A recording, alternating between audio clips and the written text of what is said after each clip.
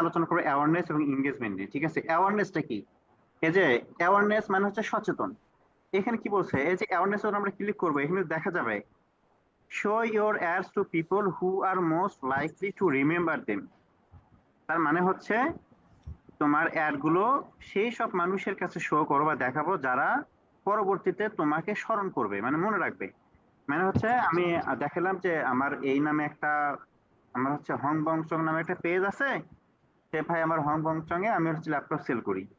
এখন আমি এটা যখন অ্যাড রান করবো তখন মানুষের সামনে যাবে, মানুষ কিন্তু লাইক করবে না, কমেন্ট করবে না, কিনবে না, কিচ্ছু করবে না। তারা কি শুধু দেখবে যে হ্যাঁ হং বং চং নামে একটা পেজ আছে, এই জিনিসটা তারা মনে রাখবে। ঠিক আছে, নতুন একটা যে জিনিস আসছে এটা মনে রাখবে, আর একটা ব্র্যান্ড বা নতুন কিছু সামনে আসলো।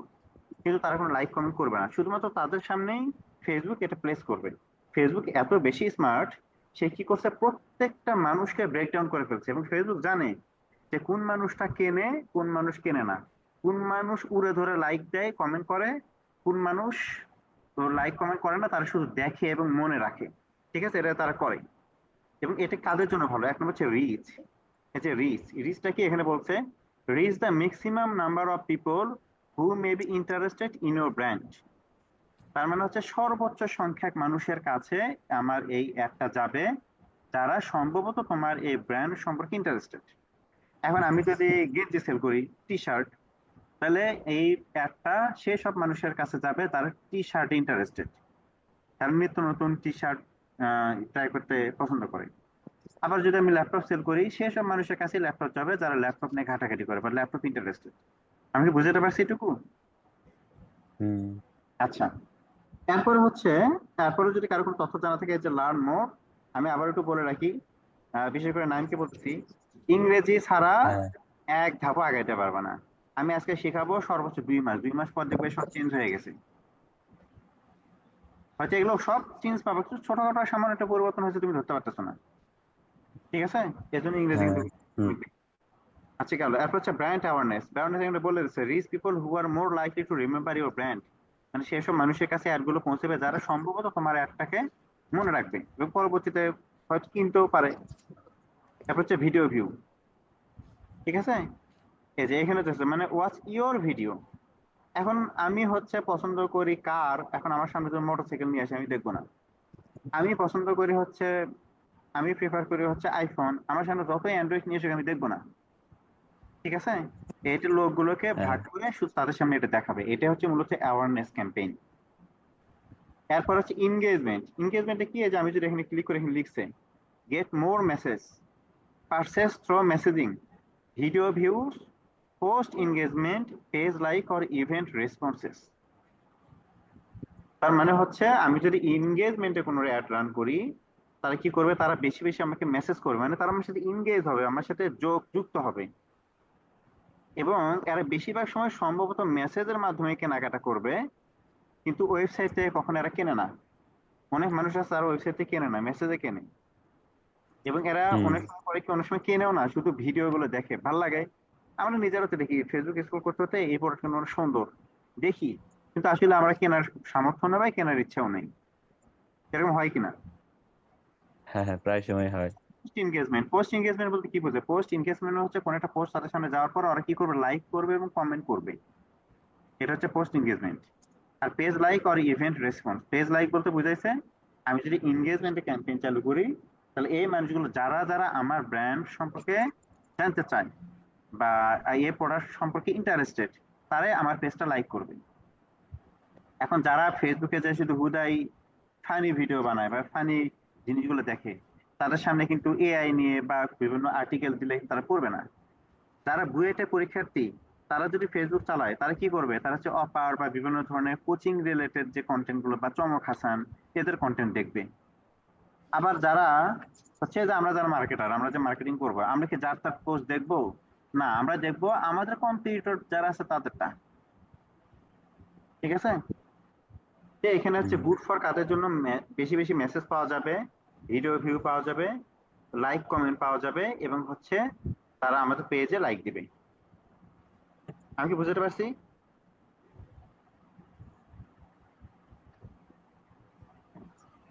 কারো কোনো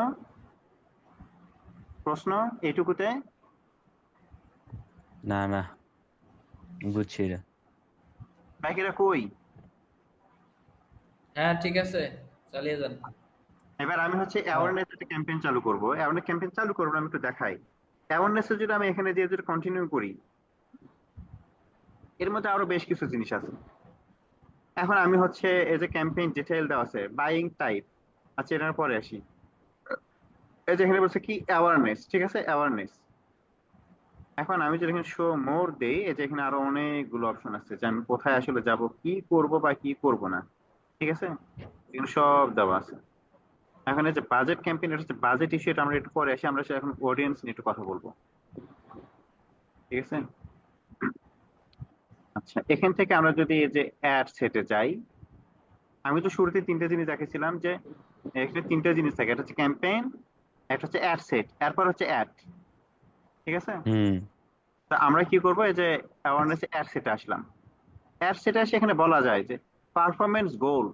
আমরা এই যে এখানে আইডা আছে, এখানে যদি ধরি, এখানে লেখা আছে এক্সাম্পল, ইউ ক্যান টেল মেটা, মেটা মানে ফেসবুকের কথা বলা হয়েছে, যে আমি মেটাকে আবার ফেসবুকে বললাম যে তুমি আমাকে হচ্ছে maximise purchase volume while keeping your average cost per action CPA at $5। তার মানে তুমি আমাকে বেশিরভাগ কিনে দাও, মানে তুমি কিনে দিবা না কি করবে সেটা এখানে বুঝাইছে। তো এখানে যদি আমি ক্লিক করি, কি দেখাচ্ছে, আমি যদি এটাতে ক্লিক করি, এখানে বলছে we will try to show your ads to as many people as possible, ঠিক আছে।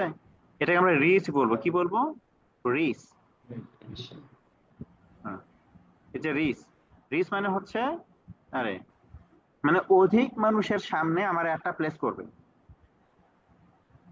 Running out. আচ্ছা দেখ, আমি এটা হচ্ছে অধিক মানুষের সামনে আমার একটা প্লেস করবে। তার মানে আমি এই একটা আমি প্লেস করলাম, দেখা গেল যে ফেসবুকে আমার অডিয়েন্স হচ্ছে আছে 5,000 জন, 5,000 জনের কাছে সে এটা প্লেস করবে। আর আমি যদি এটা যে ম্যাক্সিমাম নাম্বার অফ ইমপ্রেশন, তাহলে যেটা করবে, সে চেষ্টা করবে যে সর্বোচ্চ কতবার দেখানো যায় একজন মানুষকে। এখানে বলছে will try to show your ads to people as many time as possible. তার মানে দেখা গেল আমি অ্যাপটা যদি একবার নাইমের কাছে নিয়ে যাই, সে কি করবে, সে বারবার চেষ্টা করবে নাইমের কাছে আরো দেখানো, আরো দেখানো। এখন আমি যদি চাই যে আমি একজন মানুষের সামনে বারবার অ্যাড প্লেস করবো, যেন সে কিনবে না কেন, সে ফেসবুকে ঢুকলে যেন শুধু আমারটাই দেখে, তখন আমাকে এই ম্যাক্সিমাম নাম্বার অফ ইমপ্রেশনটা দিতে হবে। আর এটা দেবো কখন, রিস্ক কখন দেবো, যে আমি একজন মানুষের সামনে আমি একবারই অ্যাড দেখাবো, দ্বিতীয়বার দেখাবো না, ঠিক আছে।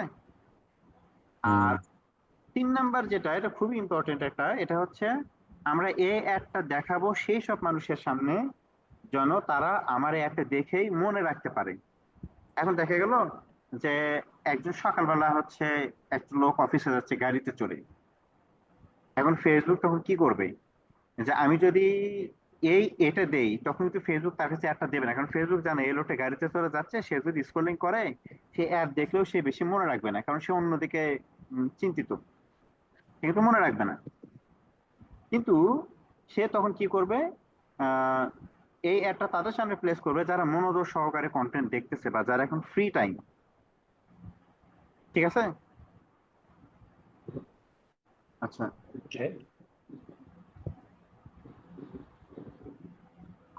আর আমি যদি ম্যাক্সিমাম রিচটা দেই, তখন কাদের সামনে দেখাবে, তখন তাদের সামনেই দেখাবে, কি মেসেজ দেয়,